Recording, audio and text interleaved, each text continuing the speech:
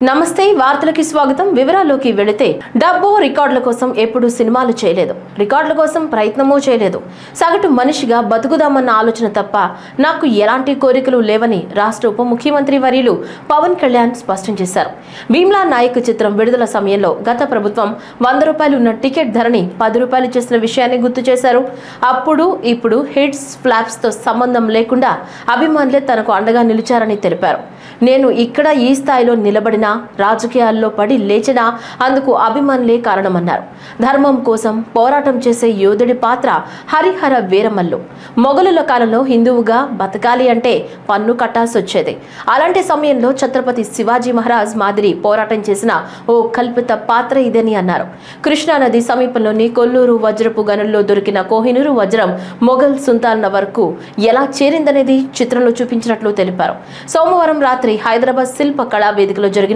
హరిహర వీరమల్లు చిత్ర free release function లో పాల్గొని ప్రసంగించారు 2 సంవత్సరాల క్రితం భీమ్లా నాయక్ రిలీజ్ అయినప్పుడు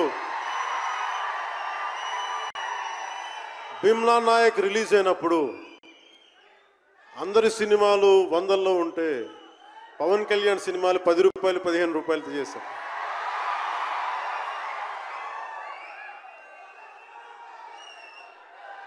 నేను ఒకటే చెప్పాను ఆ రోజున మనల్ని ఎవడు రాపేది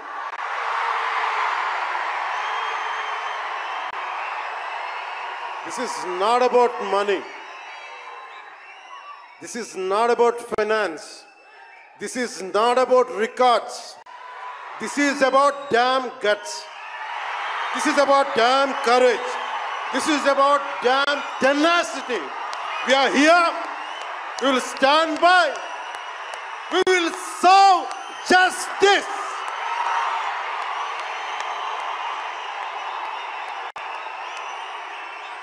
పవన్ కళ్యాణ్ ఎప్పుడు రికార్డుల కోసం ప్రయత్నం చేయాలి రిలక్టెంట్ యాక్టర్ మా బ్రహ్మానందం గారు చెప్పినట్టుగా నేనేం కోరుకోలే నేను ఒక యాక్టర్ అవ్వాలని కోరుకోలే సగటు మనిషిగా బతుకుదామన్న ఒక ఆలోచన తప్ప నాలో ఏం లేదు అలాంటిది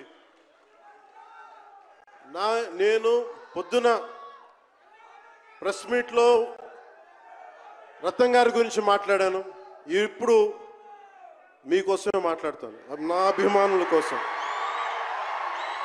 ఈరోజు నేను ఇక్కడ నిల్చున్నాను పడి లేచాను పడుతూనే ఉన్నాను లేస్తూనే ఉన్నాను దానికి కారణం ఒకరే మీరే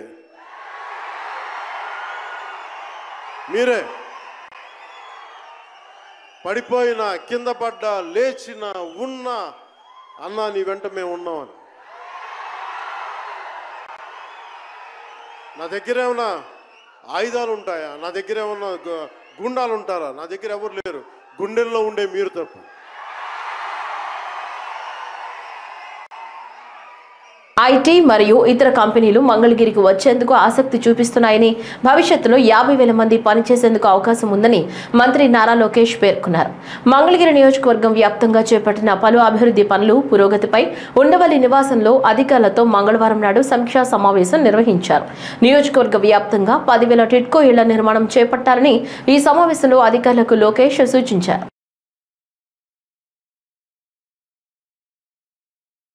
Vijayawada Gollapudi market yard MLS point Gannavaram MLS పాయింట్లో పౌర సరఫరాల శాఖ మంత్రి నాదెండ్ల మనోహర్ ఆకస్మిక తనిఖీలు చేశారు పూర్తి వివరాలు తెలియాల్సింది క్యూఆర్ ట్యాగ్ కూడా మేము పొందుపరిచి ఈ సంవత్సరం మన బడి పిల్లలకి మధ్యాహ్న భోజనం పథకం కింద 25 కిలోలు బస్తాలు ప్యాక్ చేసి రాష్ట్ర వ్యాప్తంగా సుమారు 40,000 పాఠశాలలు అదేవిధంగా ఒక 4,000 సంక్షేమ హాస్టల్స్లో కూడా అందించడం జరుగుతుంది మొదటి నెల చాలా అద్భుతంగా జరిగింది చాలామంది దాని గురించి ప్రత్యేకంగా చూసి వాళ్ళు కూడా ఈ కార్యక్రమం చాలా బాగుందనే విషయం తెలియపరచడం జరిగింది ఇంకా మెరుగుపరచడానికి కోసం ఎక్కడ కూడా ఆ గ్యాప్ లేకుండా ఎవరైతే రైతాంగం ఆ రోజు మన పిలుపు మేరకు కూటమి ప్రభుత్వం ముఖ్యమంత్రి గారిని ఉప ముఖ్యమంత్రి గారిని గౌరవించుకుంటూ వాళ్ళు చేసిన ఆ కార్యక్రమం ధాన్యం కొనుగోలు విషయంలో ప్రిఫర్డ్ వెరైటీ బియ్యం సన్న బియ్యం ఏదైతే మనం సేకరించామో అది అంతిమంగా మన బిడ్డల కోసం ఉపయోగిస్తామని మాట ఇచ్చాం దాని ప్రకారంగానే ఈ రోజున దాదాపు 2,50,000 మెట్రిక్ టన్నులు మధ్యాహ్న భోజనం పథకం కింద అందించబోతున్నాం. ఈరోజు గొల్లపూడిలో ఉన్న MLS పాయింట్ అంటే మండల్ లెవెల్ స్టాకింగ్ పాయింట్లో తనిఖీలు చేయడం జరిగింది.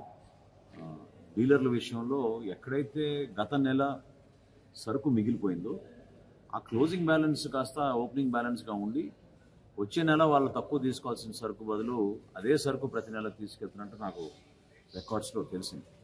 సో ఈ రైస్ పక్కదారి పోకుండా ఉండడానికి కోసం చేస్తున్న ప్రయత్నాల్లో ఖచ్చితంగా ఆ పారదర్శకత పెంచడానికి వీళ్ళందరినీ కూడా నేను కోరాను.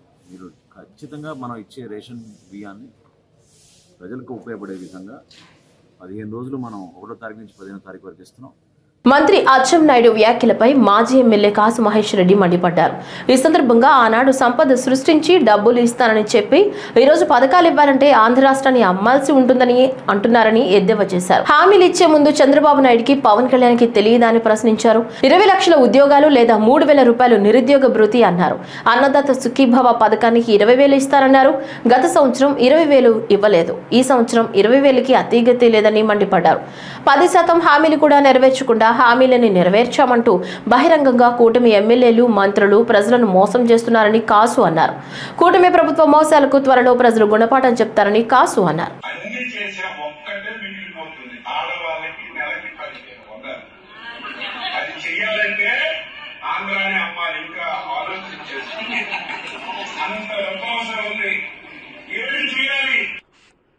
చూశారు కదా, రాష్ట్ర మంత్రి మాజీ తెలుగుదేశం అధ్యక్షుడు అచ్చెన్నాయుడు గారు చెప్తుంది.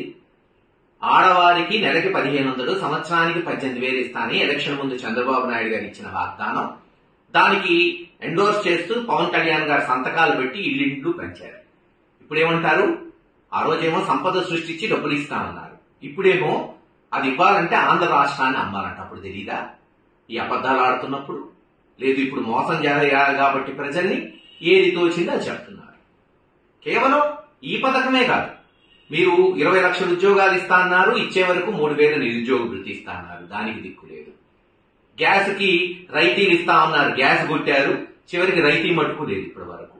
అన్నదాత సుఖీభవ పేరు మార్చారు, సంవత్సరానికి 20,000 ఇస్తా అన్నారు, గత సంవత్సరం ఎగ్గొట్టారు, ఈ సంవత్సరం ఇప్పటి వరకు అతీగతి లేదు. పొలాల్లో మరి పంటలు కూడా వేస్తున్నారు రైతులు.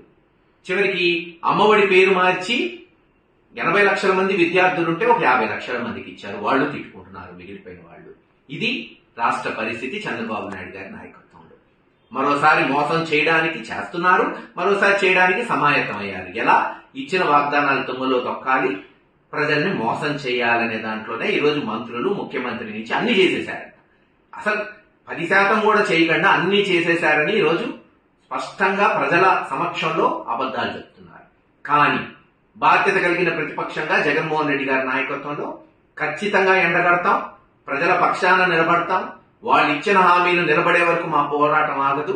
వాళ్ళు ఇలాగే అబద్ధాలు చేసుకుంటూ మోసం చేస్తూ పోతే ఖచ్చితంగా త్వరలోనే ప్రజలు పెద్ద గుణపాఠమే ఈ తెలుగుదేశం నాయకులకి చేయబోతున్నారని తెలియజేస్తారు. ప్రజాసేవే లక్ష్యంగా జర్నలిస్టులు పనిచేస్తున్నారు అని నార్త్ జోన్ డీఎస్పీ మురళీకృష్ణ ప్రశంసించారు. ఏపీయూడబ్ల్యూజే మంగళగిరి శాఖ అధ్యక్షుడు జొన్న వెంకటేష్ అధ్యక్షతన సోమవారం మంగళగిరిలోని రాయల్ ఫంక్షన్ హాల్లో గుంటూరు లలిత సూపర్ స్పెషాలిటీ హాస్పిటల్ సౌజన్యంతో జరిగిన హెల్త్ కార్డుల పంపిణీ కార్యక్రమంలో ఆయన ముఖ్య అతిథిగా పాల్గొని మాట్లాడారు. ఈ సందర్భంగా డీఎస్పీ మురళీకృష్ణ మాట్లాడుతూ జర్నలిస్టుల ఆరోగ్య భద్రతపై యూనియన్ నాయకులు తీసుకున్న చొరవ అభినందనీయమన్నారు. మరో అతిథి నన్నపనేని నాగేశ్వరరావు మాట్లాడుతూ ప్రజా సమస్యల ప్రభుత్వానికి చేరవేస్తూ జర్నలిస్టులు సమాజంలో తమ వంతు బాధ్యత నిర్వర్తిస్తున్నారని, అలాగే వారి ఆరోగ్యాల పట్ల శ్రద్ధ వహించాలని సూచించారు. అలాగే యూనియన్ జిల్లా అధ్యక్షుడు ఎస్ఎస్ మీరా మాట్లాడుతూ జర్నలిస్టుల ఆరోగ్య భద్రత దృష్ట్యా లలిత సూపర్ స్పెషాలిటీ హాస్పిటల్ వారి సహకారం మరవలేనిదన్నారు. జిల్లా వ్యాప్తంగా అందరూ వర్కింగ్ జర్నలిస్టులకు కార్డులు పంపిణీ చేస్తున్నామన్నారు.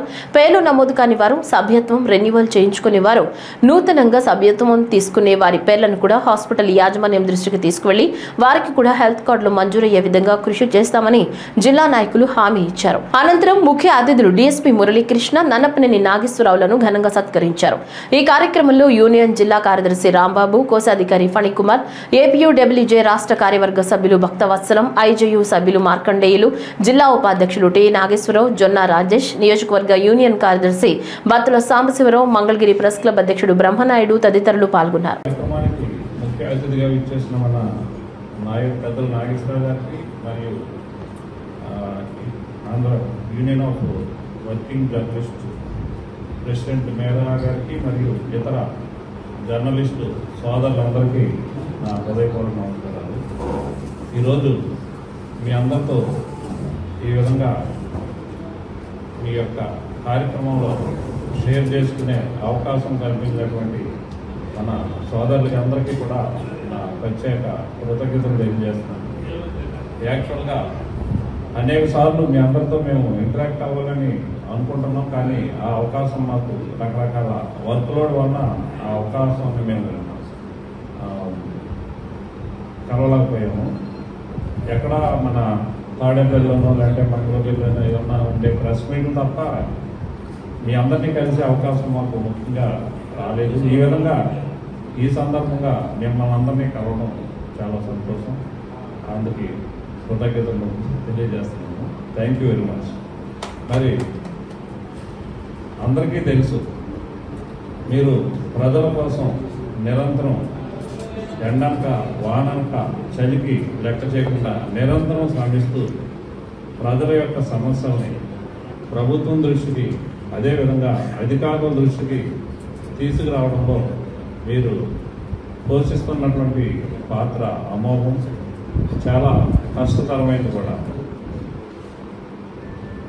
జీతాలు తీసుకున్నటువంటి అధికారుల కన్నా కూడా ఎక్కడైనా ఏదైనా ఒక మేజర్ యాక్సిడెంట్ కానీ లేదంటే ఇన్సిడెంట్ కానీ క్రైమ్ కానీ జరిగిందంటే మీ ఇంట్లో అనేక సమస్యలు ఉన్నప్పటికీ కూడా మీరు వాటినన్నింటినీ కూడా పక్కన పెట్టి ఇమ్మీడియట్గా కొన్ని సందర్భాల్లో మాకన్నా కూడా మీరే ముందుండి ఈ పాత్రని పోషించడంలో ఎంతో కృషి చేస్తున్నారు. అటువంటి మీకు సరైన సదుపాయాలు లేవు అని అనడంలో అతి సయోక్తి కాదు.